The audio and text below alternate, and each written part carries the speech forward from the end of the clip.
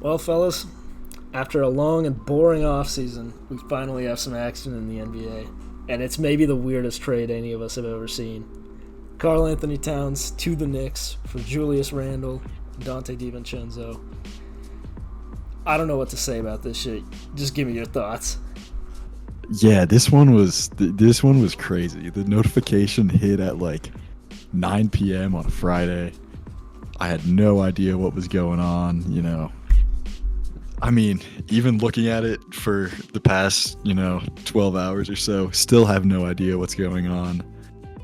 It seems to be primarily a money move from Minnesota is really, really all I can interpret from this. Yeah, I think DiVincenzo's solid for Minnesota. A much better contracting player for them than Randle. But yeah, it's just wild. Cat in New York will play 40 minutes a night, guaranteed. Until November. Yeah, and he's back. And he's back at the center position, I think, unofficially. So I think that's a better fit for Cat position-wise. But yeah, it's just wild. You said it was a money move. You want to break down exactly what you meant by that? I mean, yeah. So you have, I think, Ant, Gobert, and Cat all on max contracts. You just extended Naz Reid and Jaden McDaniels. They would have been within second apron, and I think they just didn't want to pay for that. And I guess long term, you're probably setting yourself up better for when you inevitably do have to blow it up in 2 years. So I get it from a, planning for the future perspective, but you couldn't run it back one more year, right, and just write that check. Yeah, I mean, I sort of look at it as Glenn Taylor being a cheap-ass bastard because he's, with DiVincenzo making $12 million, I think it is, and then I guess he's making $11 million this season, sorry, and then Julius Randle's making almost $30 million.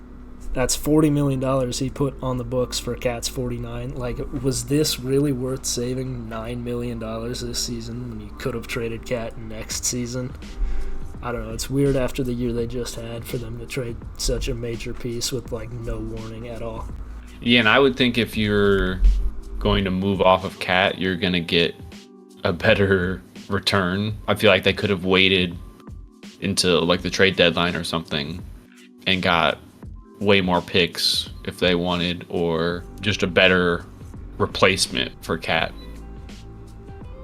But I do think it does give them more flexibility, like you said, with the contracts, less long-term money, because Cat is guaranteed $160 million over 3 years. So basically what they can do is they can just see if Randle works out, and then at the deadline he's an expiring contract with the player option, but he could potentially be traded and bought out if he's ass, which we may suspect he is.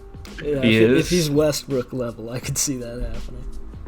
Yeah, his percentages are certainly he's the Westbrook of power forwards and centers. So, but I do think it could work with him in a smaller role. Yeah, the on-court fit for Minnesota is not really clicking with me. Like, he's such a ball stopper, and when you're trying to run the offense through Ant anyway, I think having, basically just like an ISO score, like tough jumper player is just gonna kind of destroy the flow of the offense that they developed.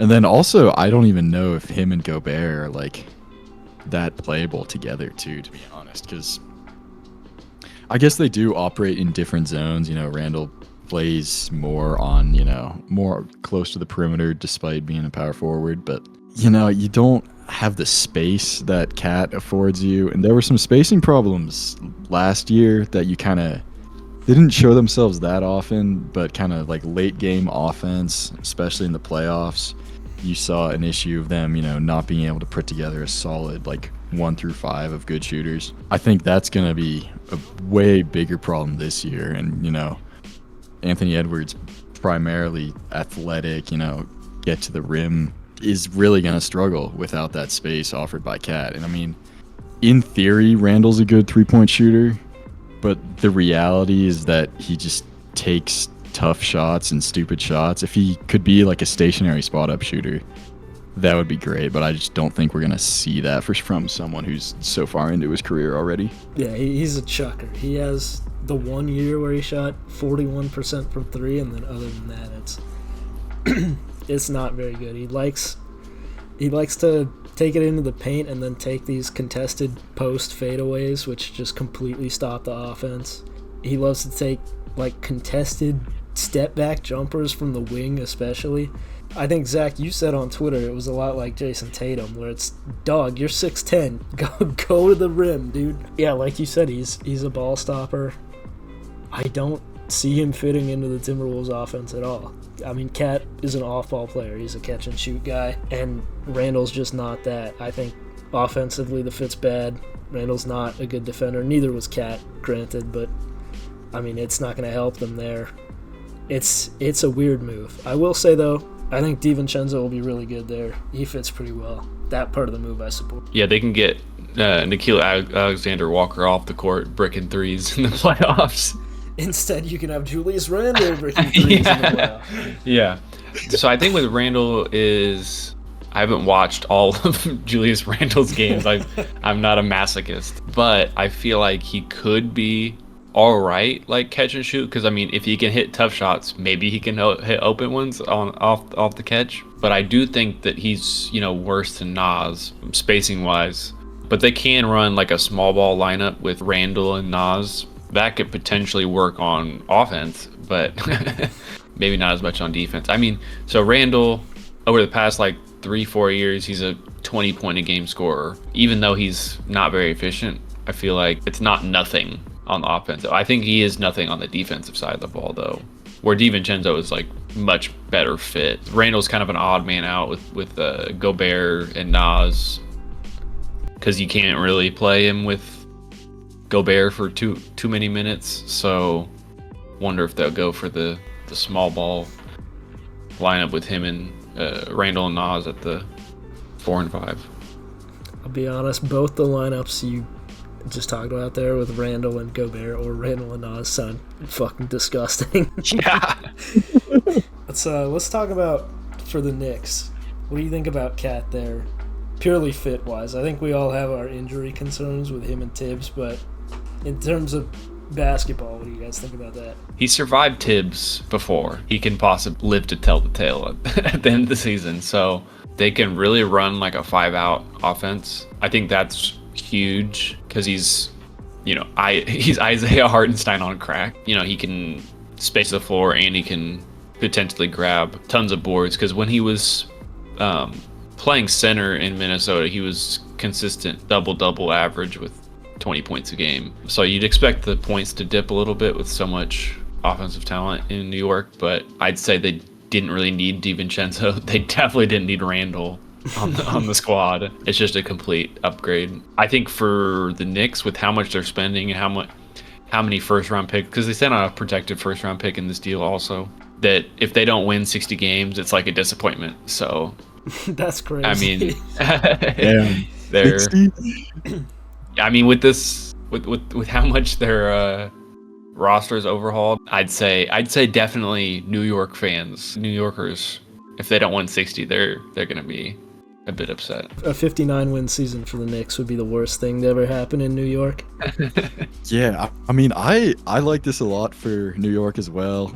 Like you said, Ben, they're probably gonna try and move towards a 5-out offense, which, I mean, I like. You've got the personnel for it. You've got great shooting 1 through 5.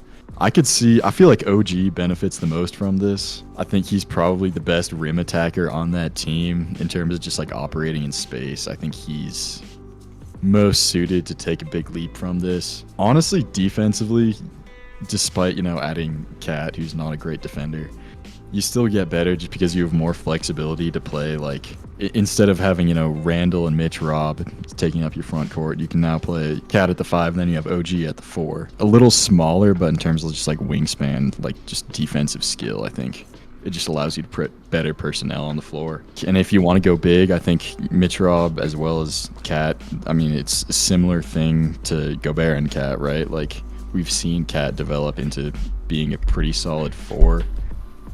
And yeah, getting Randle off the team is great. He is not really conducive to winning basketball. He's one of the worst playoff droppers in NBA history. I mean, I think he really needed to be off this team for the Knicks to have actual championship hopes. Mitchell Robinson's out until January. That long? I knew he was out, but it's till That's January. what I've seen. So I don't see them with how many wings they have. I don't see them running Cat at the 4. So I think he's gonna be at the 5 for the first 2 months of the season, and I could easily see him, keeping that spot. They've got one of, if not the best starting 5s in the league. I think Boston's is probably a little better, but I mean, it's pretty close.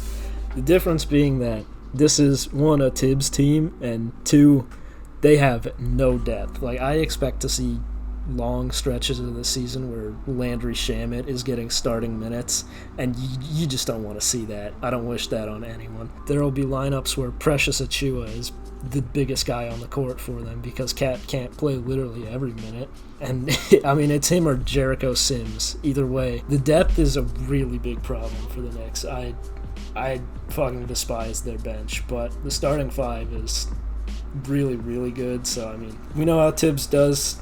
We'll see a lot of minutes from those starting guys, but I'm not sold on the team as a whole because I think the bench is just that bad. Yeah, with the bench situation, I don't think it's as big as a problem. Obviously, it's a shit bench, but with Anunoby, Mikal Bridges, and Josh Hart, that's like you can play them at the 2, 3, or 4, and just play them interchangeably. So one of them is always on the court. So I think wing wise, they're just loaded. It's more of like, do you trust Deuce McBride? I think Tibbs does get like the best out of like the smaller role players. Like they had Taj Gibson like playing meaningful minutes like not too long ago.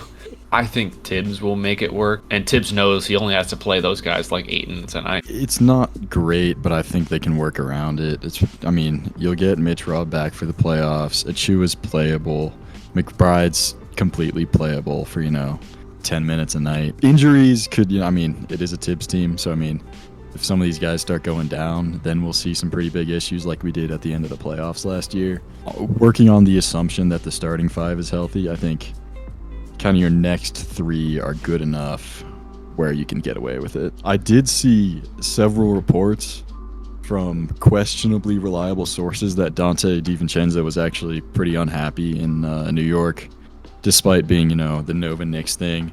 I think it hinged upon him having a very good postseason and then kind of getting downgraded in his role once they got Mikal, which is kind of understandable to me. I mean, he proved he's like one of the best role-playing two guards in the league, and then probably going to end up on the bench after that.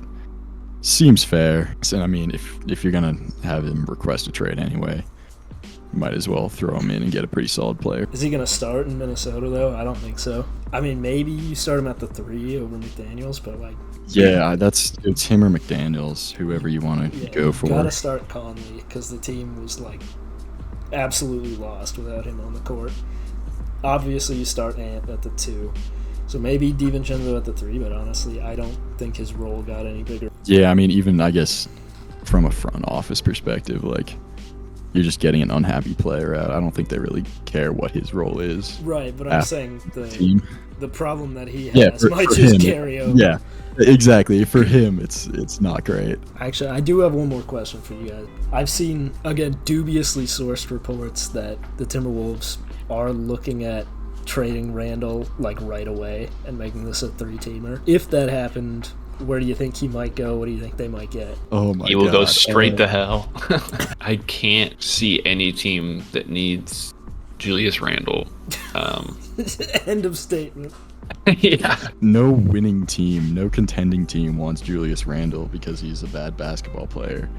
And no losing team wants Julius Randle because you don't want to give up assets for a 30-year-old. I don't know. I think his contract just ends up expiring, though. And I doubt he takes his player option, to be honest. Yeah, I don't think they can flip him. I don't know their pick situation. I know they unloaded the entire arsenal for Gobert when they traded for him. So I'm not sure what their pick situation is, but you could package a first or a second with him. And I feel like you can get something back from a Charlotte Hornets team or a Blazers team or Oh God. Those kind of, yeah. Don't That's threaten fun. me.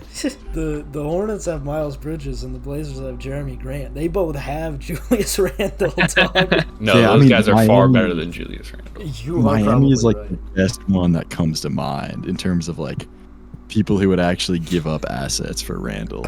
I could see Miami saying, okay, we're looking for perimeter offense. That's our weak spot. We've, been interested. I think, did I see that Miami was actually interested in Randall? Did I? I think I did see that too. Yeah, it was also Yeah, the like- Hawks and the Pistons. I think. Oh God. Yeah, we don't have to talk Star-studded about lineup that.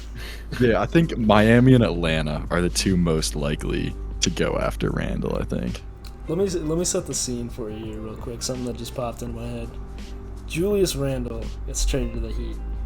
There have been a lot of rumors about Jimmy Butler being unhappy with the Heat and the Heat being unhappy with Jimmy Butler. You see where I'm going with it? The Cat gets traded, they bring Jimmy back. Oh my God.